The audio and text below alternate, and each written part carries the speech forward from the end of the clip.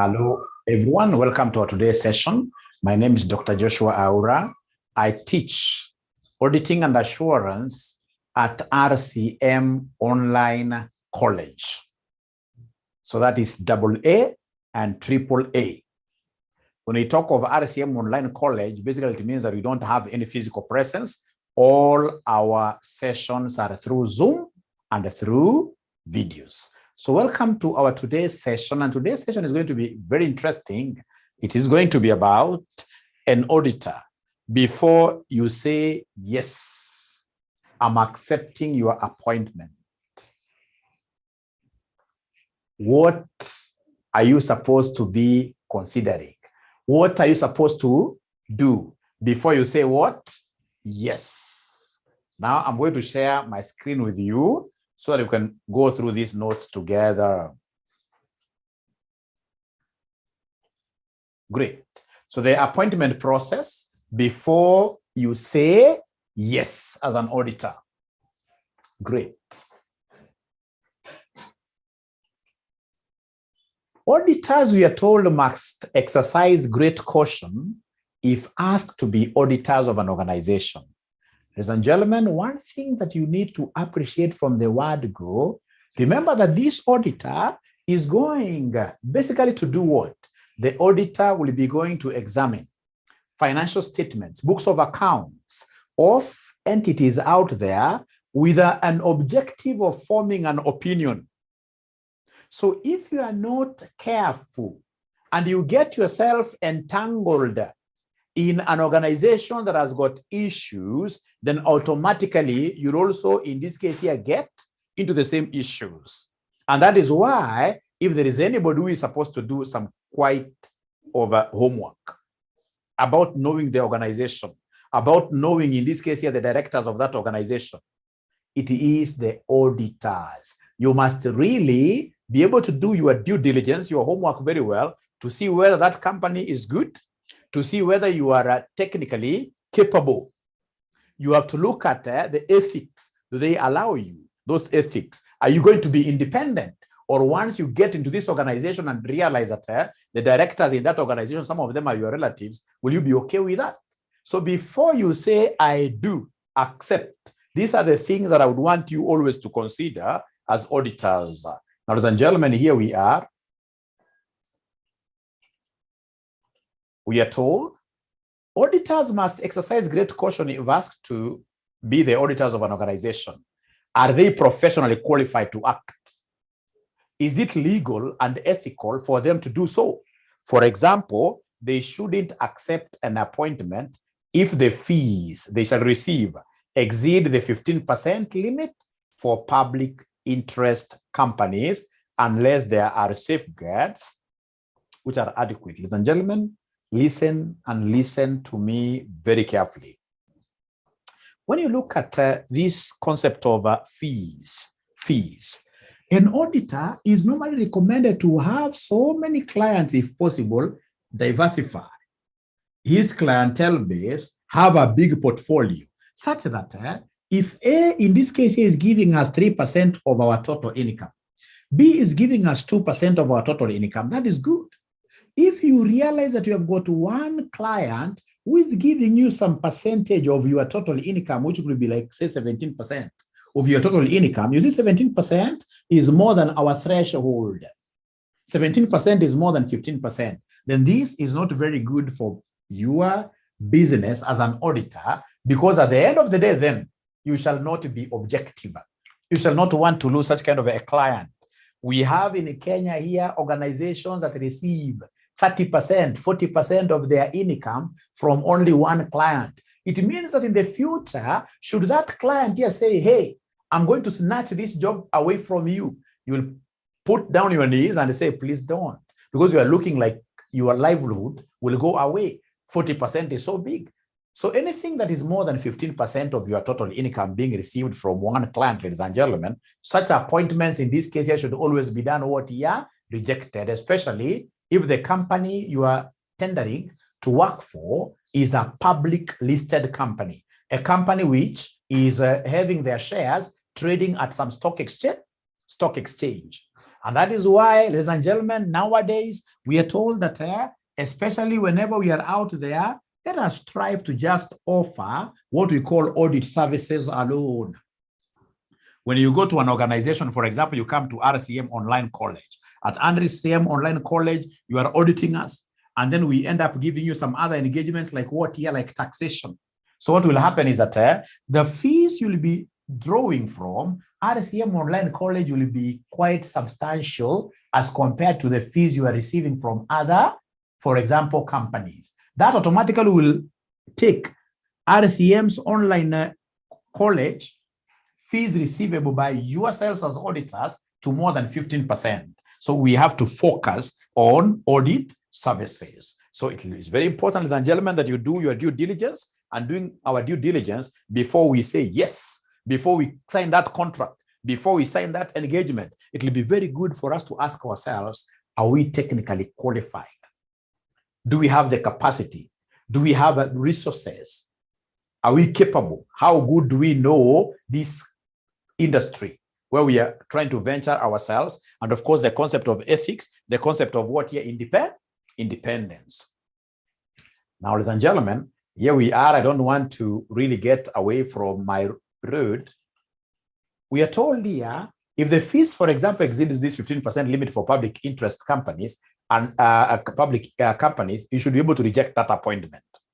Another point here, do they have adequate resources in terms of staff, time, and expertise? If the potential audit client acts in a specialized area of business and the auditors have no prior experience of that, it would be unwise for them to accept the appointment. Ladies and gentlemen, it's not all about money. It's about us as auditors being able to add value to our clients. And we can only add value to our clients if, for example, this client here belongs to an industry that we have been for a long time. You can imagine someone like myself who has been in the industry of academia for over 20 years. If I'm told to go and audit, for example, a university like Strathmore, I'm so sure I'll be able to add a lot of value. But what if you take me in this case here to a very different territory? For example, you tell me to go and audit a shipping line somewhere there deep in those oceans. What do I know about ships, ladies and gentlemen? Do I even know the names of the people who work in those facilities? No. There is very little value that I'll be able to add. Actually, I'll be learning, of course, in this case here from square one, not unless I will be partnering with the people who have been in that industry for so long, then that way we can accept the appointment. Otherwise, if you are carrying an accountant like myself here, who has never worked in a hostel at all, and then for the very first time, you want me as an engagement partner to accept auditing a hostel, that would be a big joke. That would be a big joke. Ladies and gentlemen, listen here. We are told something very important here before we say we do, before we say we are accepting. We must investigate the client, its management and directors. Many firms of auditors have access to databases, which, for example, will allow them to search on directors' names to see if any of them has been banned by CMA, Capital Markets Authority, from being directors of companies because of their past behavior. They may discover that it's too risky to become an auditor of a company if they have no trust in the honesty of the directors. The audit fee is often modest. Why risk your reputation by undertaking an audit where the directors may be fraudulent? Ladies and gentlemen, this is a very important thing that you must always consider before you say, yes, I do. Before you say, yes, I'm going to audit you people, I have to do a lot of background search about your company, about directors. In this case here, are the directors of this company paying their debts, right? I'll look at even the balance sheet, the statement of financial position. The moment I realize that these people have issues to do with their liquidity, that their current liabilities are more than their current assets, then I should reject this kind of an appointment, because I know even myself, my debt will not be paid as an auditor. So it's very important for me to do a background search. Great. Now, ladies and gentlemen, here we are.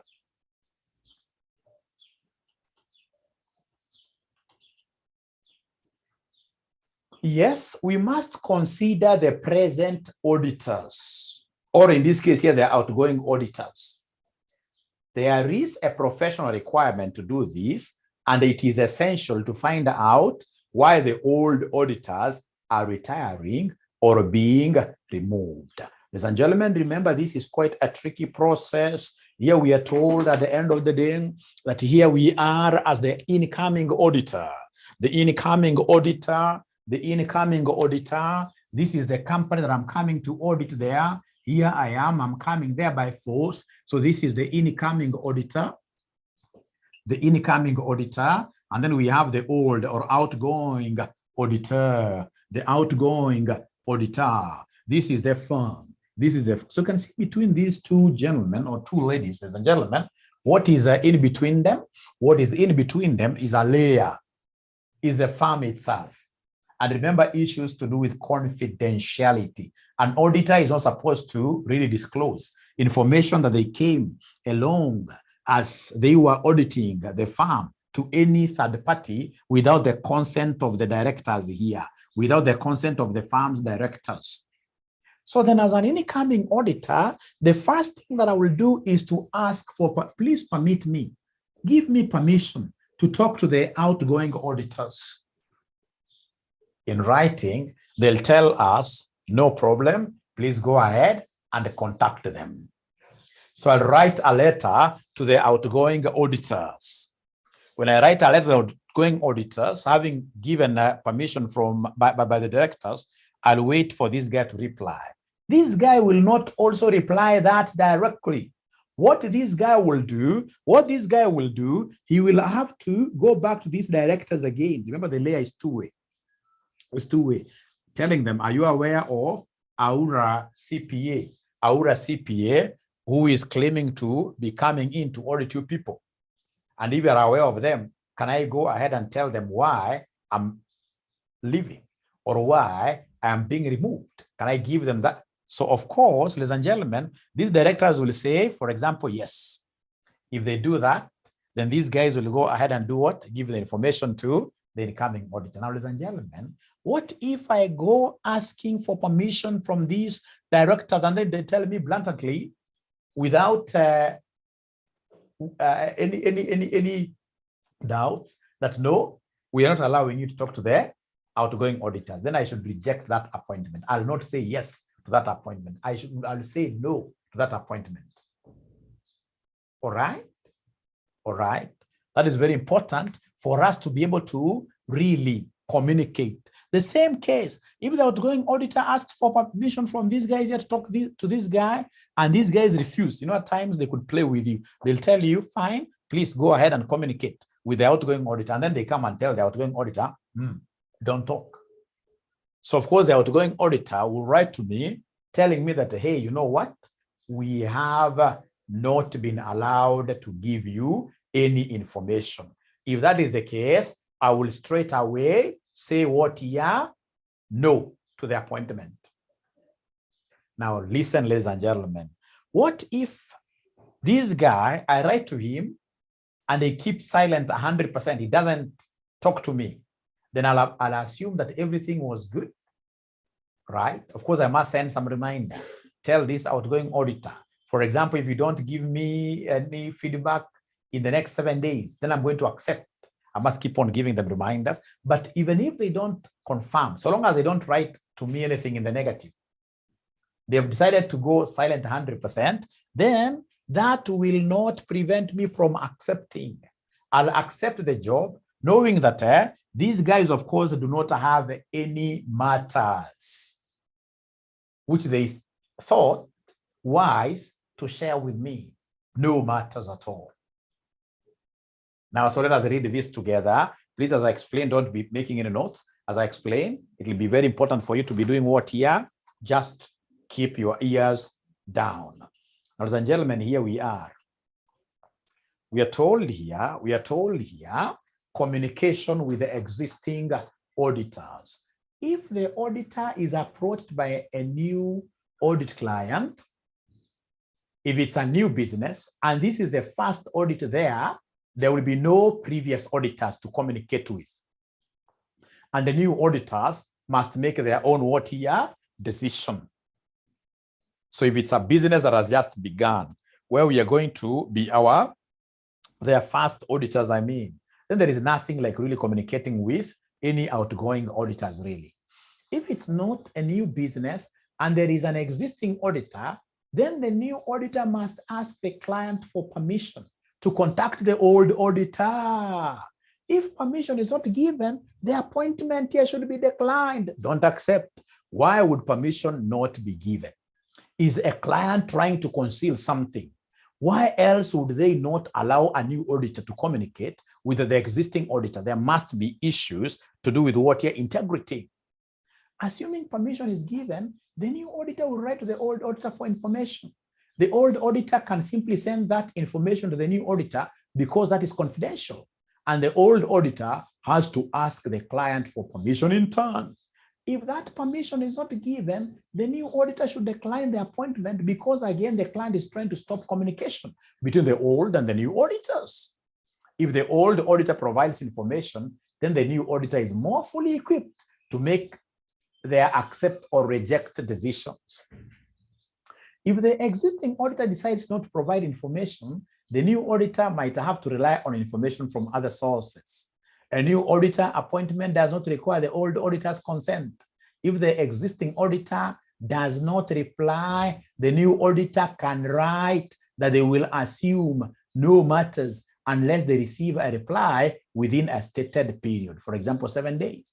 A proposed auditor is not expected to refuse to act merely on the grounds of unpaid fees owing to the existing auditor, although best practice is, if I come in and I realize that the outgoing auditor was being mistreated, it will be in my own interest to ensure that the outgoing auditor is paid their dues. It's very important because the same will be getting me. Remember, I'm not coming to audit this organization permanently. Now, ladies and gentlemen, we have something very important here called preconditions for an audit. Pre means coming first. Those things that must exist if I'm to start an auditing, if I'm to start the audit process. According to ISA 210, agreeing the terms of audit engagement, an audit can only be accepted or continued if the preconditions for an audit are present. The financial, this is very important, the financial reporting framework for the preparation of the financial statements is acceptable. If a company is not using a financial reporting framework that is acceptable, then I should decline the appointment from the word go, because this is a preconditionality. So a financial reporting framework for the preparation of financial statements that is being applicable by this firm must be acceptable. So is the firm making use of IFRS? Is the firm making use of IAS? These are the financial reporting frameworks or the GAPs, the generally accepted accounting principles. If they're making use of those ones, then, ladies and gentlemen, they have met the first conditionality. Number two, the management agrees that it acknowledges and understands its responsibilities for the financial statements, including internal control, and to provide the auditor with information that is necessary for the audit. There is a common understanding of the terms of the audit engagement. These matters must be formally documented in an engagement letter. An audit engagement must be declined or discontinued if management or those charged with governance impose a limitation on the scope of the audit, i.e. the auditor will not be able to form an opinion. Number two, the preconditions are not present, e.g. the financial reporting framework does not provide suitable criteria for an assurance engagement. I would want to explain this, ladies and gentlemen, a little bit. I would want to explain this a little bit.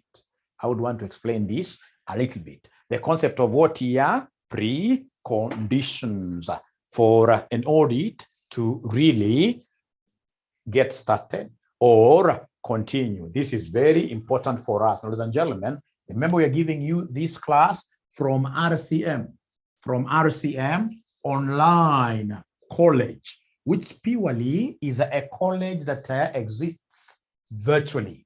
We do not have what here? Any physical presence anywhere. We are a Zoom college. We teach through Zoom and we also have videos. So ladies and gentlemen, this is quite important for us. Ensure that you acquire our tutorials by calling us 0719 525,000. Great. Now the preconditions. Ladies and gentlemen, the first pre means coming earlier. The first precondition is which one? The first precondition, number one, the first precondition is that for me to come and audit you, you must be applying a relevant financial reporting framework. These IASs, these IFRSs, if you are applying them, then automatically these are good financial reporting frameworks. Then I'll be able to do what you to accept. So the financial reporting framework must be there, including if, for example, you are a SACCO, which is not following the SASRA requirements in terms of financial reporting, then I will not accept the appointment. And then number two, ladies and gentlemen, we have this is quite an important one, the concept of the management recognizing their responsibilities. The management recognizing their responsibility. If they don't recognize their responsibility, if they don't know, like most management for sure do not know what their responsibilities are, then straight away I should reject the appointment. The management actually in writing should be able to tell us that we know our role as managers, our role as directors here is to prepare financial statements of our entity.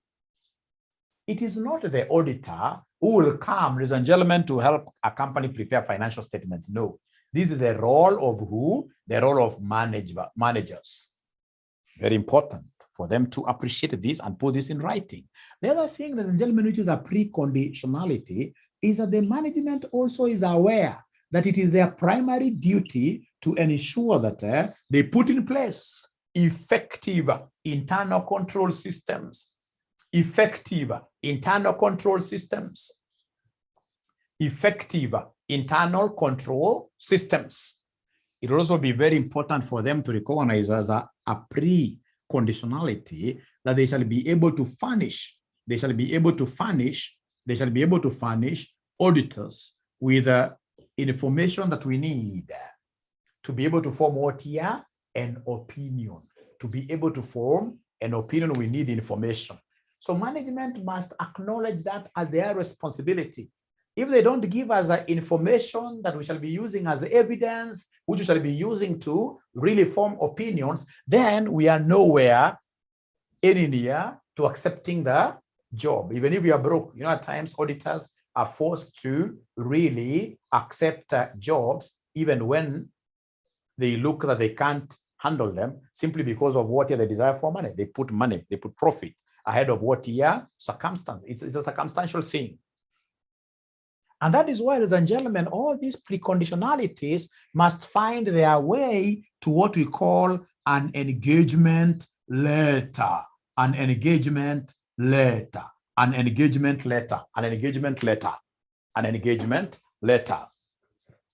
ladies and gentlemen, here we are. We are told an engagement letter. Upon appointment, auditors should send an engagement letter to their new client. Engagement letters are often regarded as rather dull documents sent once and then forgotten. However, they are of crucial importance because they set out the contractual relationship between the auditor and the client.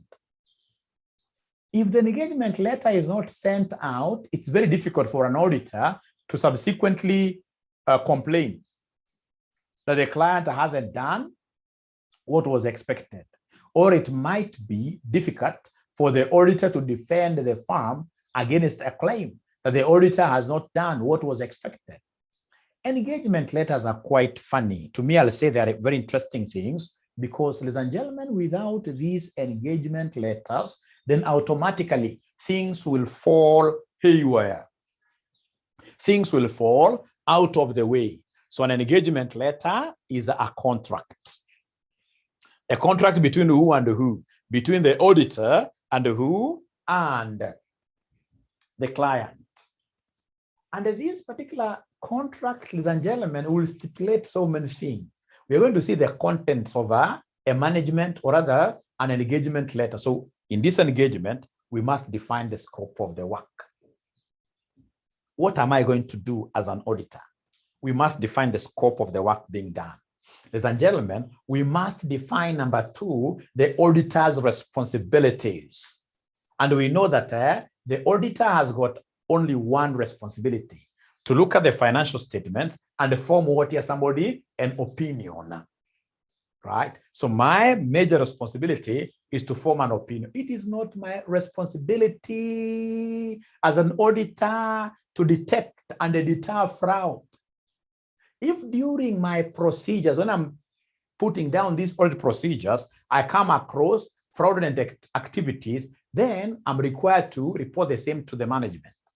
But I'm not coming to your company. Please, it's important for us to get this so that we can be able to know how to minimize what we call the expectations, what here? Expectations gap.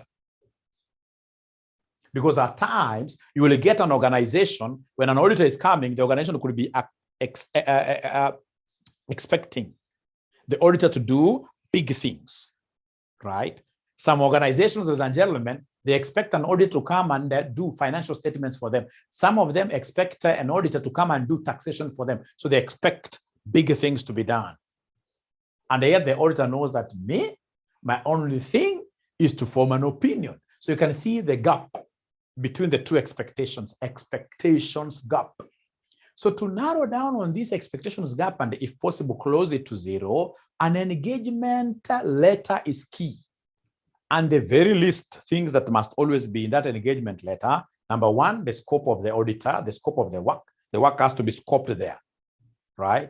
Ladies and gentlemen, management's responsibilities. We must clearly state in the engagement letter what the managers are expected to do.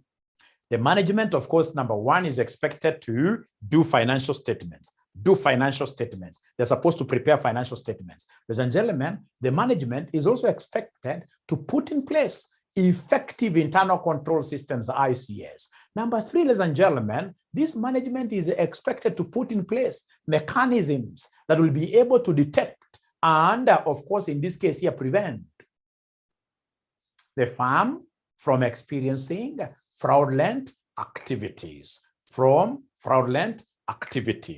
ladies and gentlemen, and then, of course, we have the auditor's responsibilities being captured there, but I would want us to read this together for us to see whether really we have appreciated this subject. So we are told here that engagement letters define the auditor's responsibilities. They provide written evidence of the auditor's acceptance of the appointment, should be sent to the board of directors or audit committee prior to the first audit, should identify any reports to be produced in addition to the auditor's report. For example, for banking or insurance clients who may come under additional scrutiny. And additional scrutiny, of course, you'll get, like if it's banks, for example, would want an auditor to also endorse, to also look at critically their liquidity position and report the same. So we have to agree. I know for sure that as an auditor, I'm coming to form just an opinion on your financial statements in general. But what if you want other reports? It'll be very important for me to come and say, other than the auditor's report and what we call the management letter, where we advise management about ICS, it will be very important for me to agree with you which other additional reports would you need. Then here we are told here should be updated for all changes. For example, if the auditor begins to undertake tax work for the client, we must always, in this case here, update. So we have here typical contents of an engagement letter. Typical contents of an engagement letter. Description of the objective of an audit, which is always to obtain reasonable assurance whether the financial statements are free from material mistakes, from material misstatements, and issue an auditor's report that includes an audit what year opinion. So the objective, we must tell these people from the word go, what is the objective of this audit? My objective is not to give you absolute assurance. Absolute means foolproof. Absolute means that I'm auditing everything in your firm. I don't have resources to do that. As we are only mandated to work through sampling. So if it's vouchers, I don't have to go through 1,000 of your vouchers, thousands and thousands of your vouchers. Even 100 vouchers are okay. Even 10 vouchers are okay, depending on the internal controls that you guys have. So basically, I'm coming here to give you a reasonable assurance. And at the end of it all, I'll be able to give an opinion regarding the financial statements you've told me to audit. The second content that must be there is defining responsibilities. Management are to prepare the financial statements and to set up a system of internal control. It is the auditor's responsibility to audit financial statements. All right, we have number 3, reference to the applicable financial reporting framework. For example, the IFRS, you must refer to them. Number 3, emphasis that audits depend on sampling, that there are no guarantees. There are no guarantees. The audit looks for only material misstatements. It will examine records on a test basis that can only give a reasonable assurance. It's good to keep on emphasizing that. So that in future, should something in this case here come up, like there was a fraud of 100 million and shareholders feel that they lost that money when the auditor was there, they may take you to court. When you are in court, you'll be able to say, you know what? My work as an auditor is to sample on a sample basis. I should be able to give you what we call reasonable. I'm not giving you absolute. When we talk of absolute assurance, it means that we're giving you guarantees. No, we can't guarantee. We can't guarantee. We can't guarantee. Okay. Okay. Now, the other thing, I'm repeating again this point, ladies and gentlemen, is that defining the responsibilities, management are to prepare financial statements and to set up a system of internal control. It is the auditor's responsibility to audit the financial statements. Number 3, reference to the applicable financial reporting framework, very important. IFRSs are being used. Number 4, emphasis that audits depend on sampling and that there are no guarantees. The audit looks for only material misstatements. It will examine records on a test basis that can only give a reasonable assurance. The auditors will state that they expect unrestricted access to the company's records and they expect full explanations for any, for any queries they might have. They will state that the auditor's report is a matter between them and the addressees of the auditor's report, the members of the company, and that it should not be relied upon by other parties. You must have seen these things in papers where somebody from out there, a potential investor, went to Safaricom's annual reports, read the auditor's opinion, and went to make a big investment in Safaricom. Safaricom, of course, is a good company. I'm just giving it as an example. They went to make there a big investment on the basis of the auditor's opinion. So later on, if things go messy, become messy, they go south, you will get some investors taking the auditors to court. Then I'll be able to pull an engagement letter, tell them, hey, you did not hire me to do this job for you. This job I was given by members of Safaricom, who are the shareholders of Safaricom. So this report basically is between me and the members of who? Of Safaricom. So it will be very important. Listen, I'm repeating this again.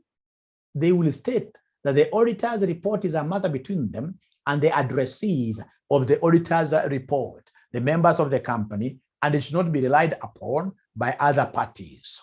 3, or rather third last, there will be certain matters about planning the audit, such as arranging the interim audit and the final audit, attending inventory counts, organizing external confirmations of receivables, and liaison with the internal audit department. So it's important to tell these people from the word go that, you know what, we shall be involved in your inventory counts. We shall be doing what we call debtors circularization, where we confirm balances from your receivables. That often we shall be really liaising with your internal audit department. It's good for you to bring this issue of internal audit department in an engagement letter. Second last, almost certainly there will be something about fees. And remember, fees should never be absolute. They should be estimate, but subject to the provisions that if more work needs to be done, it will be done and additional fees will be required. So never ever quote that I'm going to charge $1 million Kenyan shillings. What if these guys decide to give you more than 1 million jobs within the company? So in this case here, this is an estimated amount, and there should there be basically an addendum, right? A platform allowing you to increase that figure a little bit here and there, depending on additional jobs that come. Should be there, yes. Then we have here a description of the expected relationship between the external auditor and the internal audit, how the work of internal audit might be reviewed and then relied on by external auditors, So I'd want to give you a chance of taking a screenshot. Please take a screenshot of these notes. It's important that you take a screenshot of the notes. Ladies and gentlemen, I would want to move to something a little bit different, but very necessary. I'm trying to look at both chapter 4 and chapter 5 at the same time, organizing the content in a way that you guys will be able to follow this very easily. And of course, I have the same stuck in your mind for the longest time ever. Now, I would want us to look at the auditor's rights and the duties. One thing you're supposed to know is that once you have been appointed as an auditor, you are a powerful stakeholder, you are a powerful individual. So that, I'm reading here, they can carry out their duties properly. Auditors have very powerful rights. For example, they have access to all records they require. You can't come and tell them later on that you know that these are board minutes. We can't give you their confidence. There is nothing that is confidential. An auditor, once appointed, normally gets access to whichever record they need. Number 2, they have a right to receive information and the explanations of all transactions. So they call upon management to furnish auditors with any ledgers, with any records, with any explanations. Management can never do what you can never refuse. They have the right to receive information and explanations of all transactions. They also have a right here to attend and receive notice about general meetings. And they have a right to speak at those general meetings on relevant matters. Ladies and gentlemen, especially the annual general meeting, this person must be given information regarding the resolutions, the agenda that will be discussed in the annual general meeting. He has a right, and of course, he is always invited into any AGM, annual general meeting, a meeting of members, a meeting of shareholders. And in that meeting, he has to be given a slot to talk to the members. So when you talk of rights, you're supposed to always remember these. You also always remember that the auditors here have access to all records they require. It's a right. They have a right to receive information and explanations of all transactions. They have a right to attend and receive notice about general meetings, and they have a right to speak at general meetings on relevant matters. A general meeting is where the shareholders of the company come together, and the annual general meeting ensures that there should be at least one of these meetings every year. Every year.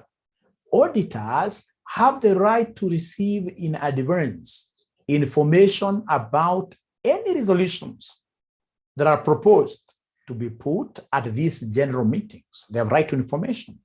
And finally, they have a right to require the company's financial statements here should be presented at the general meeting. Otherwise, these fraudulent directors here may say this section of these financial statements, I will not take to the AGM.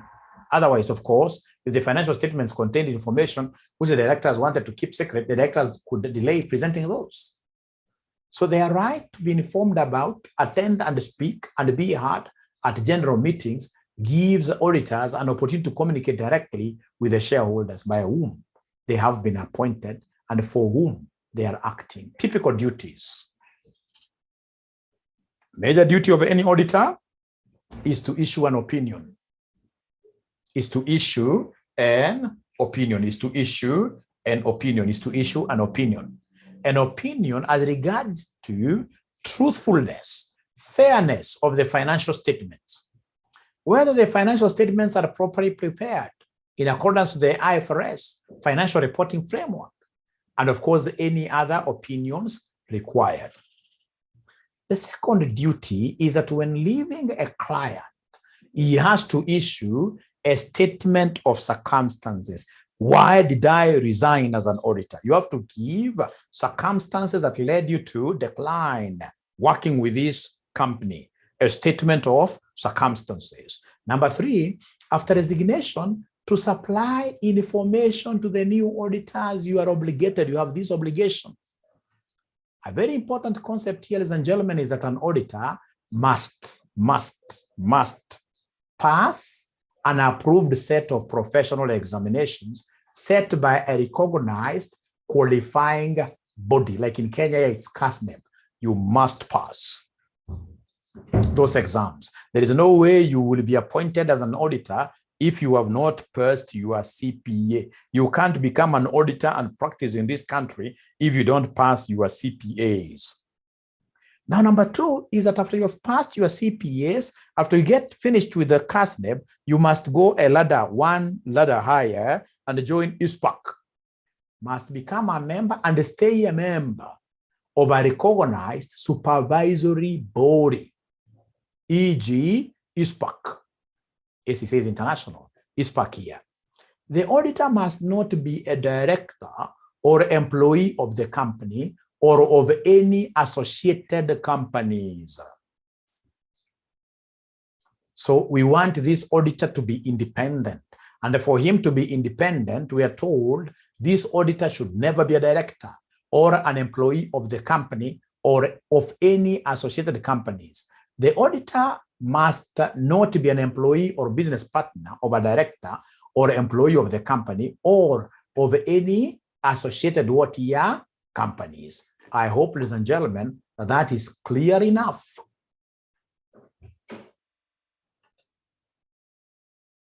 Ladies and gentlemen, a very important concept here is about appointment of auditors. Remember, the auditors are normally sent to audit a company by the members of the company, by the shareholders of the company. So then that begs for one thing to be understood, that it is the shareholders who normally sit in an annual general meeting who will be able to appoint who will be able to appoint auditors. So it means that appointment of auditors basically will be like on an annual basis, most preferably through an AGM, annual general meeting. So even if we want to retain an old auditor, still his name has to be at the agenda box of the AGM for purposes of confirmation. It's important for the shareholders really to feel that they're the ones who are charged with the responsibility of appointing an auditor. So we are told here that auditors have to be reappointed by a resolution at every annual general meeting. Note that appointment is not automatic. This is to prevent the incumbent auditors from staying in office. We don't want these incumbent auditors to overstay in office. They also need to know that every year they are going to be scrutinized. Every year they are going to be a subject in the discussions of the AGM. That is how they'll be able to push in and do more for these companies. The requirement for a resolution means that the members have to take a positive action to get auditors appointed. Prior to the first AGM, now the AGM has not reached, and maybe the company is new. When the company is new and the AGM has not reached, ladies and gentlemen, directors who are sitting in the office have a responsibility of appointing the first auditors. This is very important. Prior to the first AGM, the directors can appoint the first auditors. Or if an auditor resigns in between the year because he or she falls ill, then the directors can appoint another auditor to fill what we call a casual vacancy. But if, for example, you come in between, you've been appointed by directors, then you can only serve for the period left to the AGM. At the AGM, the shareholders shall either confirm you who came to fill in this casual vacancy, or they will send you home, they appoint any other person. So you're told here that if the directors can appoint another auditor to fill what year? A casual vacancy. This appointment will only last until the next annual general meeting. If, for example, we are not able to agree as directors, as shareholders on appointment of an audit, there is no way any company, especially if it's a listed company, can ever be allowed to stay without an auditor, even for like a month. Actually, the rule is that we should have an auditor continuously. So then it means that, ladies and gentlemen, if for some reason, then these companies are not able to agree on an auditor because of the infighting. At times in these companies, people tend to fight too much and they make out of noise. Now, because of that, then the government will step in and appoint an auditor for this particular company. So you're told if all else fails, then even here in Kenya, right, you'll get the registrar of companies here. It could be the registrar of companies, or SASRA, for example, that regulates what here? That regulates SACCOs, etc. In other words, the government will ensure that all companies have an auditor, public listed companies have an auditor. Now, from there, ladies and gentlemen, we go straight away to the resignation of auditors. But before I do that, could you kindly take a snapshot of this? Take a minute and take a snapshot of that. Great. So resignation of auditors. Ladies and gentlemen, these auditors, of course, they are human beings. At the end of the day, they could get tired. I mean, this is becoming monotonous. Why should I audit one company throughout, really? I mean, I may be seeing some red flags telling me that this company, I mean, the directors are not good, they are fraudulent, right? So if I feel that I should resign, then what happens? So resignation of auditors can resign by giving written notice and a statement of circumstances to the company. A statement of circumstances explains why they have resigned. Written notice must also be sent to the regulatory authorities and the members of the company. So the notice that I'm going to resign from next month, I'll no longer be here. If I'm auditing a SACCO, the regulatory authority of SACCOs is what is SASRA. I have to notify them. And then number two, I must notify all the members through the registered addresses. I must tell them, you know what, I'll not be here next month. And then importantly is to issue a statement of circumstances. So I'm issuing that notice and then I attach a statement of circumstances which made me to resign. The thinking behind the statement of circumstance is that auditors may have resigned because they are deeply concerned about some aspect of the company activities. So the statement of circumstances explains why the auditors resigned, which could of course have been caused by perfectly innocent reasons. For example, that the auditor wishes to cut back on work. Yes, I feel I have got too much. Or the auditor feels that the company is now too large for the auditing firm to deal with. If the auditors are really concerned about the company, and that is where they have resigned, they could also require the directors to call a general meeting so they get to explain the circumstances of my resignation directly to the horse's mouth, directly to the hiring authority. So I'll ask the directors to call for a general meeting. I explain to the shareholders. That is allowed. That's my right as an auditor. The auditors can then address the members and explain their concerns and why they have resigned. From there, we have removal of auditors. Of course, these auditors, at times they could become also a useless stakeholder. They are not able to detect fraud. They are simply there waiting for their paycheck. We're not feeling that they are doing anything much really to help. They're not adding value. Then how do we remove them from the company? Remember, ideally, the removing authority should be who? The hiring authority. So remember, these guys came to us through who? Through the shareholders, AGM. But at times we'd want to remove them in between here without AGM being anywhere close. So we are told here auditors can be removed from office. This would normally be at the instigation of the directors, but the resolution must be passed by who? The shareholders. They could be removed from office for perfectly legitimate reasons. Perhaps the auditor failed to find a material fraud, and the directors have lost faith in their competence, or perhaps the company has become international and a larger audit firm is needed. However, the auditor may have been too good, too insistent that certain aspects of the financial statements should be changed, or perhaps issued a modified opinion,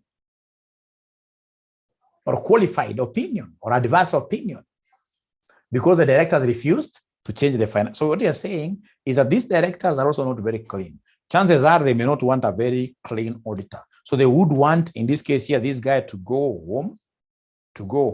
Simply, he's protecting the company from losing assets to these directors.